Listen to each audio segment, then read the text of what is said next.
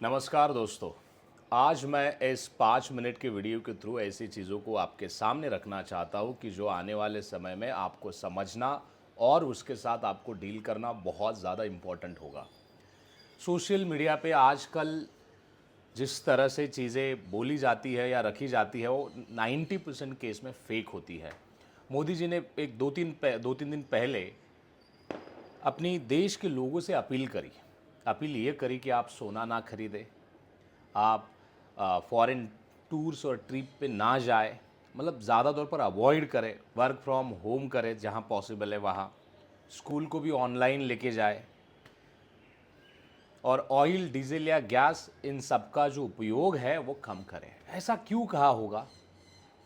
जो कांग्रेसी है वो समझने के मूड में है ही नहीं है, तो उनको मैं समझा भी नहीं रहा हूँ।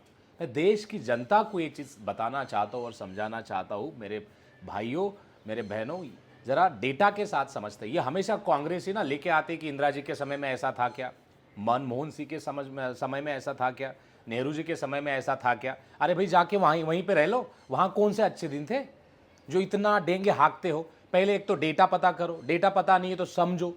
और चमचू की वैसे भी लायकी तो है ही नहीं है समझाने की, तो मैं कुछ डेटा के तहत समझाता हूँ। और पहली बात, मनमोहन सिंह जो भी थे, जैसे भी थे, वो अच्छे ही थे।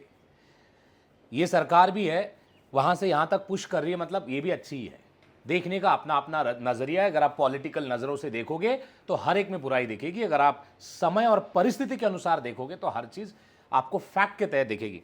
देखो, अगर मैं एनर्जी क्राइसिस जो आने वाला है उसके बाद अगर कहूँ, सो इंटरनेशनल एनर्जी एसोसिएशन ने भी ये साफ कह दिया है कि 50 से भी ज़्यादा कंट्रीज़ में ऑयल की इमरजेंसी लगी हुई है और स्ट्रेट ऑफ हॉर्मुज अगर शुरू भी हो जाता है तो ऑयल रिफाइनरीज को अपने पुराने लेवल पे आने के लिए कम से कम 12 महीने का समय लगेगा।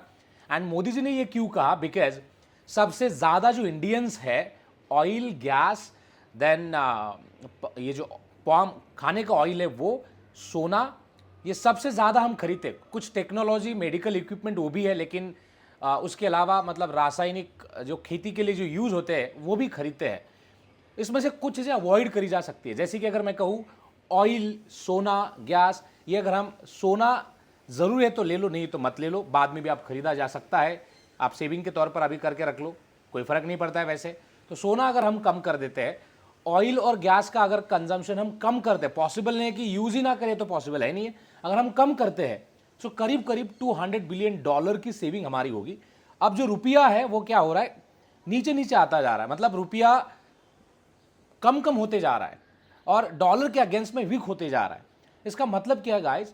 इसका मतलब ये है कि महंगाई ज़्यादा होगी। अगर महंगाई ज़्यादा होगी सो जो जितने भी गरीब लोग हैं वो उसके चपेट में आ जाएंगे। ये चमचों को नहीं समझेगा। और ये मोदी जी का किया कराया नहीं है, या किसी भी प्रधानमंत्री का नहीं, चाहे कांग्रेस की गवर्नमेंट भी होती तो यही करती। ये है because of Jio political tensions. UK Russia war हुआ, अभी ईरान और इजराइल अमेरिका का वॉर चल रहा है, आगे जाके क्या होगा और किसी को पता नहीं है। सबको लगा था कि वॉर या 2 वीक में खत्म हो जाएगा, वैसे नहीं हुआ, और नहीं हुआ तो आप समझिए कि कितना वर्स्ट हो रहा होगा। पूरी दुनिया में ऑयल के प्राइसेस बढ़ चुके हैं, पूरी दुनिया में, इंक्लूडिंग चाइना, इंक्लूडिंग पाकिस्तान, जो आपका अच्छा खासा भाई आप समझते हो, वहां पे तो इवन अमेरिका में $4 से भी, यानी कि $4 से भी ज्यादा का ऑयल प्राइस है। सो ये कहीं पे रुकने नहीं वाला है, ये समझिए एक्सप्लोड होगा, ये बस्ट होगा अब। और इसको अगर हमें टैकल करना है, देखो अगर इमरजेंसी आती है या अगर कुछ घर में भी, आप घर अगर चलाते हो, आपका घर में अगर पैसे की दिक्कत हो तो आप क्या करते हो? आप जरूरतों को ही कम करते हो, करेक्ट? तो वैसी ही जरूरतें हमें हमारी कम करनी चाहिए, ना कि बढ़ानी चाहिए। और ये सिंपल सा लॉजिक है, इसमें कोई पॉलिटिकल चीज है ही नहीं है। और अगर आने वाले समय में ये और वर्स्ट हो जाता है तो समझिए कि बहुत बड़ा नुकसान होने वाला है, कोविड से भी भयानक नुकसान होने वाला है, गोर गरीब लोग मर जाएंगे।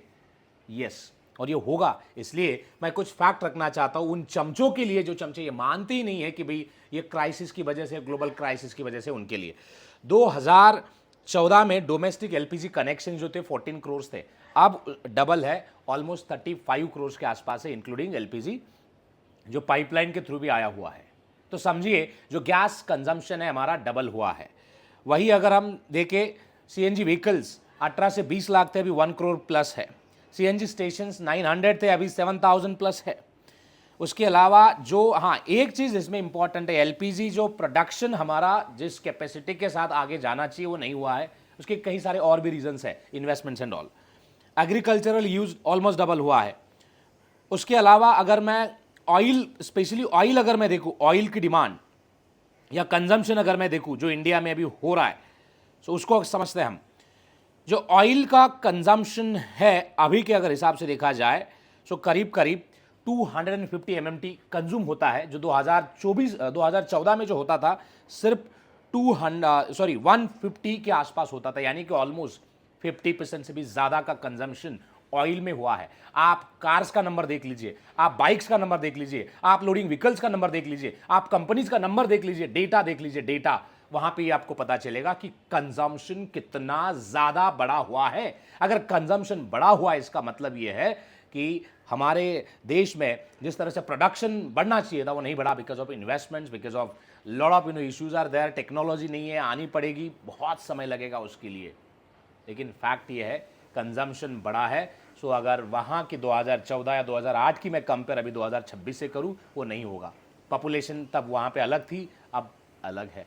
अब रोड हाईवे जितने ज़्यादा बड़े हैं, लोगों ने कार और कहीं सारे, एक एक घर में 4-4 कार आपको दिखेगी जो ली हुई है, तो इसके चलते आने वाले समय में बहुत बड़ा क्राइसिस आ सकता है। और मोदी जी ने ऐसा क्यों कहा कि अवॉइड कर सकते हो तो करो, ये अपने देश के लोगों को, यानी कि अपने परिवार के लोगों को एक विनती करी है कि भाई ऐसा कर सकते हो तो करो, क्योंकि रुपये जो गिर रहा है नीचे उसको बचाने के लिए हेल्प होगी, जो आपके ही जेब से पैसा जाने वाला है। अरे भाई पैसे वैसे भी बता दूँ, कोई भी प्रधानमंत्री रहने दो, उसका कोई नहीं जाता है, आप क्रिटिसाइज करो या ना करो, उसका कुछ नहीं जाता है, उसकी नीड बहुत कम होती है, खाना पीना उसको फिर भी मिल जाएगा, लेकिन जो तकलीफ होगी जनता को होगी, ये समझना है। सो क्रिटिसिज्म करते समय आप जरा याद रखिए, क्रिटिसिज्म की एक सीमा होती है। क्रिटिसिज्म ऐसा नहीं होना चाहिए कि आप, मतलब देखो, सोशल मीडिया पे आके पोस्ट करना बहुत ईजी है, मैं भी कर सकता हूँ कुछ गंदी चीज़ें, बहुत आसान है, लेकिन एग्जीक्यूट करना, चीज़ों को ठीक करना, जिम्मेदारी के साथ करना है, बहुत बड़ी जिम्मेदारी है। और वैसे भी देश तो आगे बढ़ ही रहा है, और आपके कमेंट से कोई घंटा फर्क पड़ने वाला नहीं है।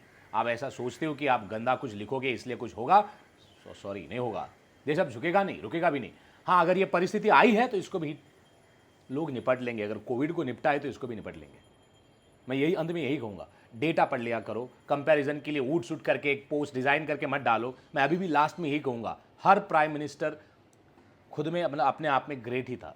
जैसा उनको करना था उन्होंने वैसी चीज़ें करने की कोशिश करी, अच्छा करने की कोशिश करी, कुछ कम हुई होगी, कोई ज़्यादा हुई होगी, करी। इसमें कंपैरिजन की बात ही नहीं है।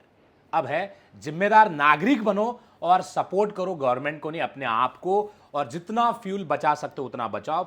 अगर 10 करोड़ लोगों ने भी अगर 10 लीटर मंथली फ्यूल बचाया तो भी कितना ज़्यादा होता है, आप सोचो, कितनी ज़्यादा सेविंग होती है, सोचो। और ऐसे ही जब खराब समय हो तो हमें सबको एक साथ मिलकर चलना चाहिए और सबको पॉजिटिव सोचना चाहिए अपने देश के बारे में। और ये अभी ये असली समय आया है कि पैट्रियटिज्म दिखाने का, वरना वो गाबड़े बिबड़े जो क्या बोलते हैं, बहुत सारे ऐसे हैं फालतू लोग जो कमेंट क्या बोलते हैं, वो पोस्ट करके तो ज्ञान दे ही रहे हैं, तो उनका इकोनॉमिक्स आप समझ के अगर काम करना चाहते हो तो वो भी करो। और वैसे अगर आप प्योर कांग्रेसी हो तो इस पोस्ट को ना देख के कमेंट भी ना करें, वरना महंगा पड़ जाएगा। Thank you.